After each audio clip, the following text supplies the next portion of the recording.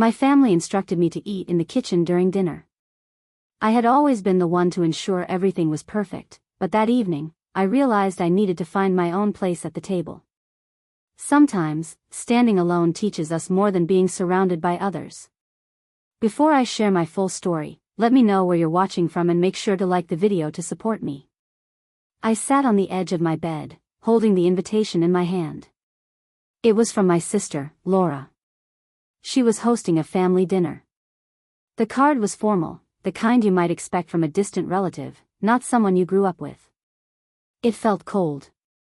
Laura and I used to be close when we were younger. We shared secrets and dreams. But things changed as we grew up.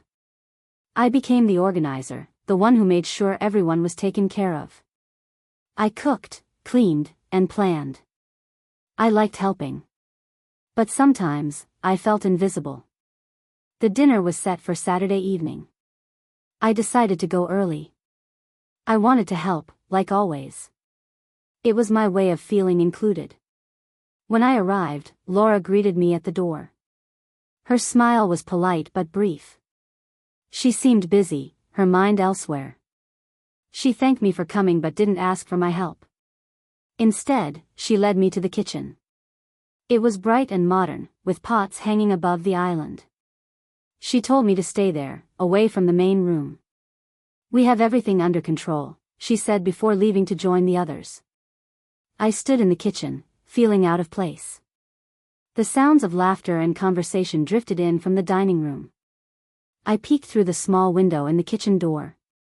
I could see my family gathered around the table. They were laughing, clinking glasses. I couldn't hear what they were saying, but they seemed happy. I watched them, feeling a pang of loneliness. This wasn't the first time I felt this way. I had been the helper at many family gatherings. I made sure everything was perfect, but I was never part of the celebration. As the evening went on, I reflected on past dinners.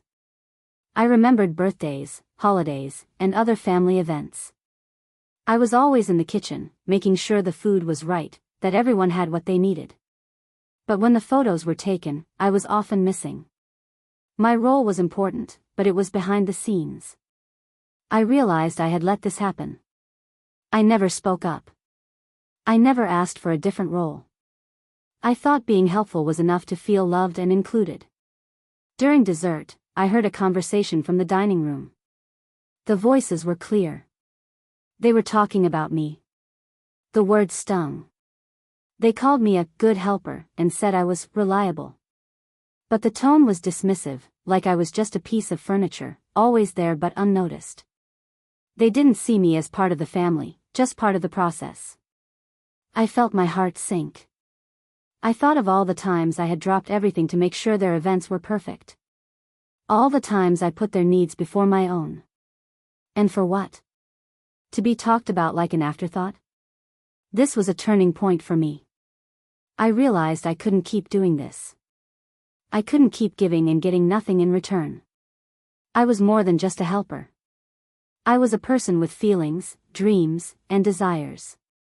I wanted to be seen and valued, not just used for my skills.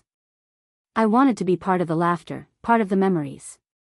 But as I stood there in the kitchen, watching them enjoy a meal I wasn't part of, I knew things had to change.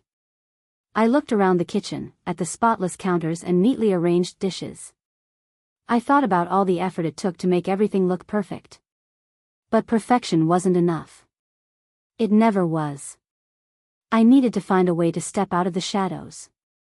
I needed to be part of the picture, not just the one who frames it.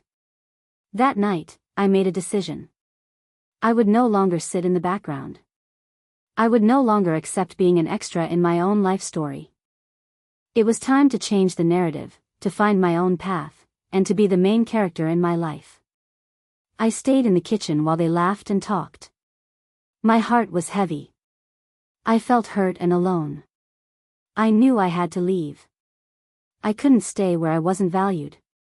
I gathered my things quietly. I didn't want to make a scene. I didn't want them to see my pain.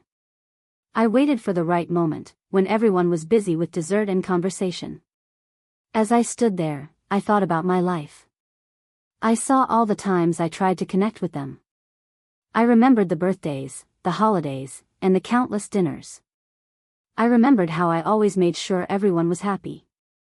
I put their needs first. I thought that was love. I thought that was enough. But it wasn't. It was never enough. I realized I had been living for them, not for myself. I reached for a piece of paper and a pen. I wanted to leave a note, to say goodbye. I wrote down my thoughts simply. I thanked them for the memories. I told them I needed to find my own path. I needed to be more than an afterthought. I placed the note on the kitchen counter. It felt final, like closing a chapter in a book. I slipped out the back door. The night air was cool. It felt freeing. I walked to my car, feeling a mix of sadness and relief. Driving away, I felt the weight of years lifting off my shoulders. I was sad to leave them behind, but I knew I had to. I needed to find out who I was without them. I needed to live for myself. The drive home was quiet. I had time to think. The road stretched out before me, like a path to a new life. I thought about what I wanted. I wanted to focus on my passions, my interests. I wanted to build relationships that mattered, relationships that made me feel seen and valued. By the time I reached home, I felt a sense of clarity. I knew what I had to do. I walked into my house, feeling the silence around me. It was comforting, not empty. I sat down at the kitchen table. I started to plan. I thought about the things I loved but had set aside. I thought about the people who had always been there for me, even when my family wasn't. I decided to reach out, to build a life that was mine. I realized I had spent too long waiting for others to see me. I had waited for their approval, their acknowledgement. But I didn't need that anymore. I could see myself. I could value myself. I could build a life that was full and rich, even if it didn't include them. That night, I slept deeply. I didn't dream of past gatherings or future regrets. I slept peacefully, knowing I had taken the first step toward a new beginning. In the morning, I would start fresh. I would reclaim my life, my happiness, my sense of self. I would become the person I was meant to be, without the shadows of others holding me back. The morning sun streamed through the window, waking me gently. I felt different, lighter. I had made a choice, and it felt right. Today was the start of something new. I got out of bed and decided to change my surroundings first. My home needed to reflect my new beginning. I walked through each room, looking at everything with fresh eyes. Most of the decorations were reminders of family events, gifts, and obligations. I started with the living room. I took down the family photos. They weren't bad memories, but they were tied to a role I was leaving behind. I wrapped them in newspaper and put them in a box. It was time to create space for new memories. Next, I moved to the kitchen. I opened cupboards and cleared out items I didn't need. Fancy serving dishes meant for big family dinners went into storage. I wanted my kitchen to be a place for me, not a stage for hosting others.